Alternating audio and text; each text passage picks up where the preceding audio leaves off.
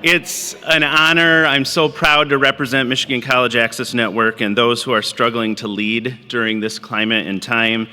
I'm happy to represent the Mitten State. Yes, that is what we are really known as. I know there's lots of Michigan folks here, about 50 plus. Can we show our colleagues how we show people where we're from in Michigan? That's right. I know other states try to do this, and it's real weak sauce, folks. Especially you, Wisconsin. I know you think you're like a fist.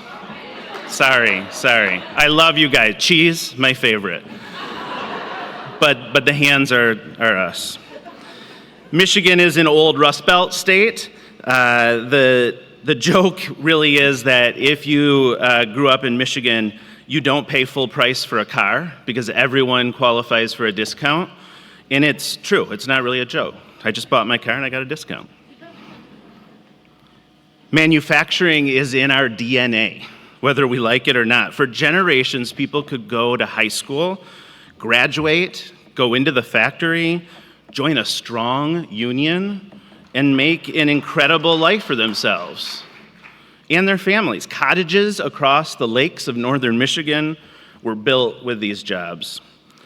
When the economy started to change, we had an entire workforce that was displaced.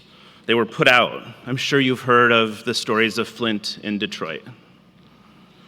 What made it worse is that these cities, urban areas that had made the middle class for many people of color who moved from the South, were tossed away. And then black folks were blamed for the crime and the poverty that was left from our ruins. I grew up, as I mentioned, in the 90s in northern Michigan, and I was always told if I was driving to Detroit, I should keep a bat in my car. And that's not because I was going to see the Detroit Tigers play. So our economy shifted and racism abounded. Suddenly you needed more than a high school diploma to be successful.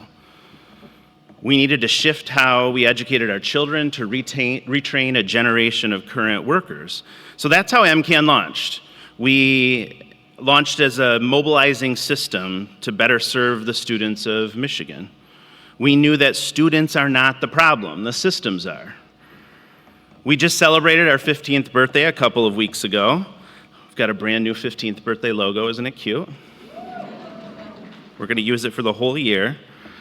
And I'm really proud. I think we are the largest statewide college access network with 30 plus staffers and a 15 million plus budget. That's my humble brag.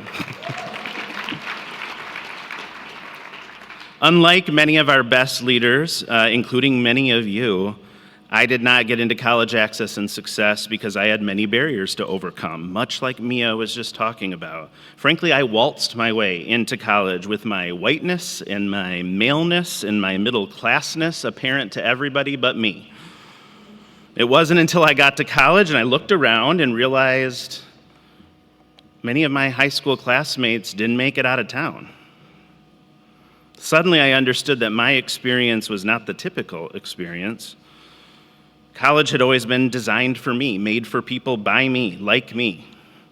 When I finished undergraduate and graduate degrees at Central Michigan University, fire up, also one of the few colleges that has a written agreement with a tribe to use the tribe as the mascot, I realized that college had changed my life. And I wanted that opportunity for everybody. It wasn't a gift to withhold. Fast forward 20 years, I'm leading a statewide organization focused on sharing that gift with others. But in that same 20 years, the concept of college changed. It was no longer seen as a gift. Somehow in 2025, we have to convince people that college is good, that education is good. And I don't, frankly, understand it. It should be an easy argument, like for me, ice cream is good, right? Money is good. College, good. But that remains the most difficult challenge we have right now. Once Barack Obama said that he had graduated from Harvard, somehow an Ivy League education became a bad thing. I wonder what it was about him that made it that way. I'm rocking my tan suit for him today.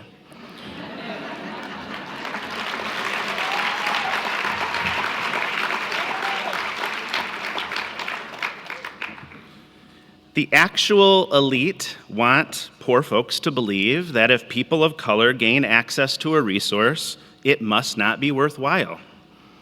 That exclusion is part of the value. It's gross. And as Dr. Hunter Reed said yesterday, somehow their kids are still enrolling in Yale and Northwestern and Stanford. I'm sure you followed the Varsity Blues scandal a few years ago. Are people familiar with that? People were lying about their children's talents, taking pictures of them in fake rowboats because they were rowers, and making huge donations in order to get them into good schools. So these folks were rich, and they were white, and they knew that college was so valuable that they'd write a $500,000 check to get their kid in, or literally go to jail. Guys, Aunt Becky went to federal prison for 2 months.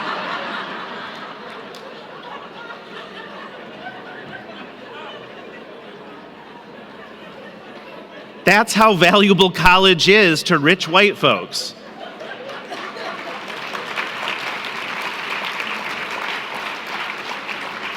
And they know it's valuable, and they just don't want you to have it, because that's what makes it valuable to them. And I should say to us, as someone who is white like them, this is the fight we're in right now, and people in our field have been convinced that we need to defer to the other side. We hear it in Michigan all the time.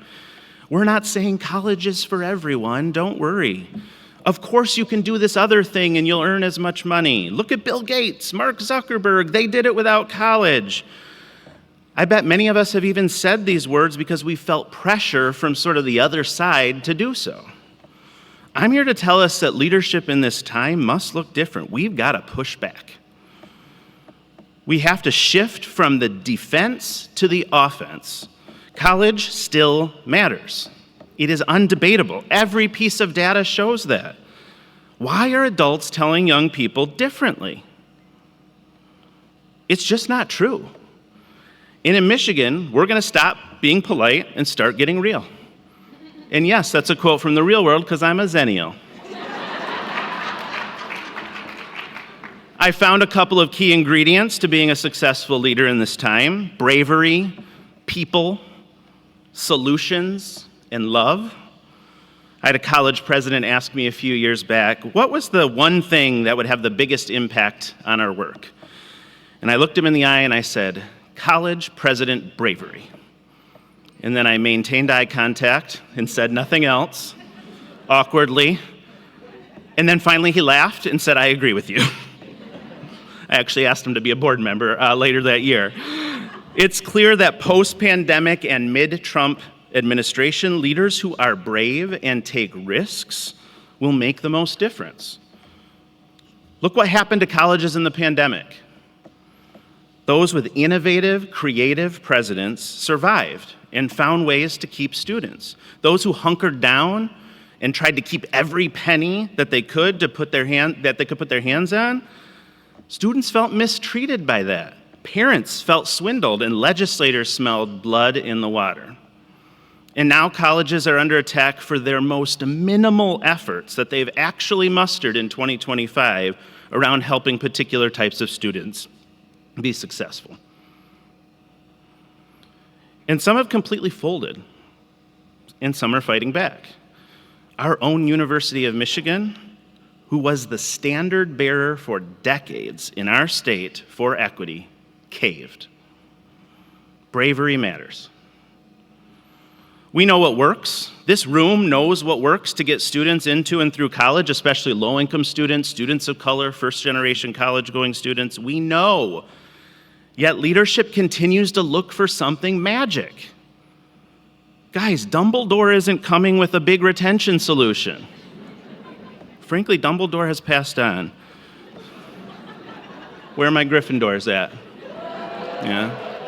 It's the brave people. That's the brave people. We have years of hard research, and the solutions take people. Caring, loving people to guide a student from beginning to end. You, your people. And yes, people cost money, and that's okay. We can try to text our way out of this. We can try to AI our way out of this. We can try to hologram our way out of this. to a new solution, but we know what works best.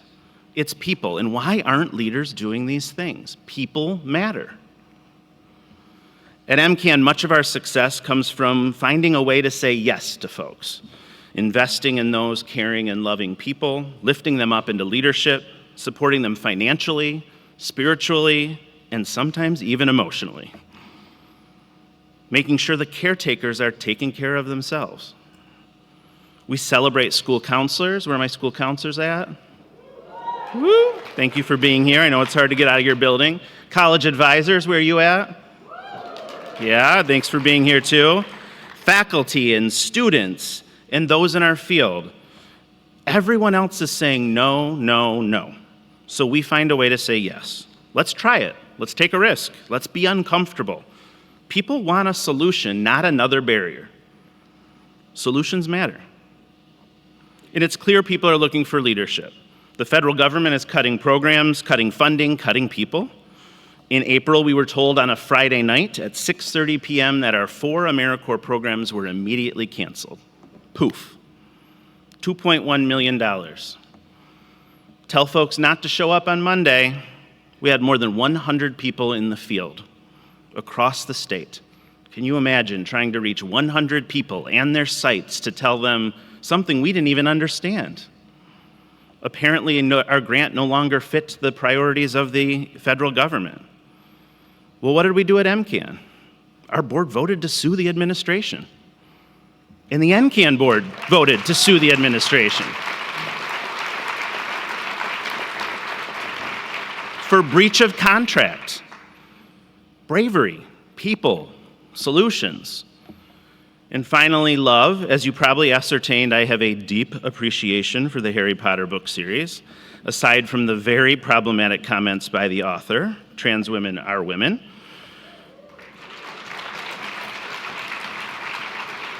I often find connection to our work in the series. If you're a true fan, you know that the story at its core is about love. I think that's what our story is about too. I love Michigan. We all love our communities. We want what's best for our people, and at the core of why we do it, it is love. People thrive when they have more education. People make more money, they rely on government services less, children succeed, families prosper, people are healthier. People are more civically engaged. I want this for my family and my 3 kids because I love them. But I also love your kids, and I want the very best for them too.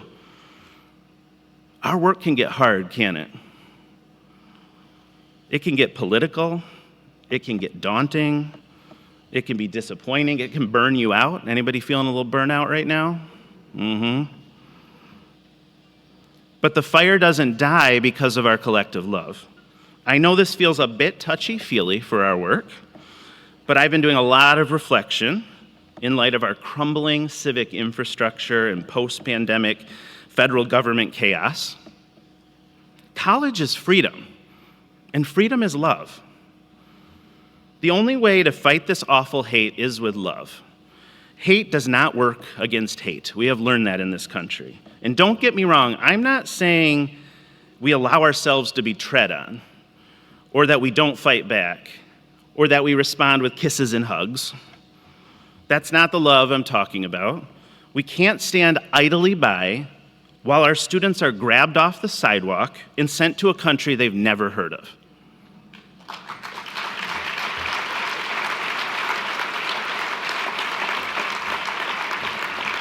Where colleges are told they can keep their federal money if they just cut a $100 million check to the federal government. Where woke is our greatest threat in the world. And the changing of a restaurant logo shuts the entire country down for a week.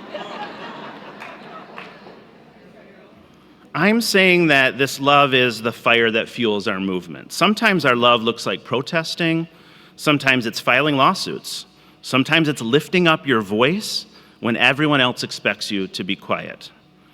I'm talking about Martin Luther King Jr. love, Cesar Chavez love, Harvey Milk love, Shirley Chisholm love, Rosa Parks love, Deb Haaland love, and God bless her, Michelle Obama love.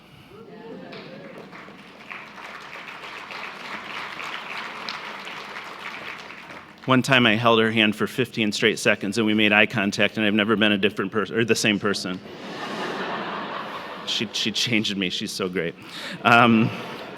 Where am I here? Oh, yes. Love. Love comes from bravery and people and solutions, not hate and not greed and not power and not barriers. Love matters. So that's what we're going to do in Michigan. We're going to start pushing back that college still matters. We're going to be braver, focus on people, find solutions, and lead with love. And the best part of the work is we get to do it all together. How many of you have laughed with someone this week? Yeah. Hugged someone, maybe even cried with someone, shared some shared stories, maybe had a drink or two on Bourbon Street with someone. Oh, no hands are going up on that one? I was down there, I saw you. Folks that are filled with joy and passion and idealism, urgency and talent. One of my favorites, Leslie Knope, said in Parks and Recreation, go find your team, get to work. Whatever that work is that you find worth doing, do it and find some people to love who will do it with you. And that's us. Thank you.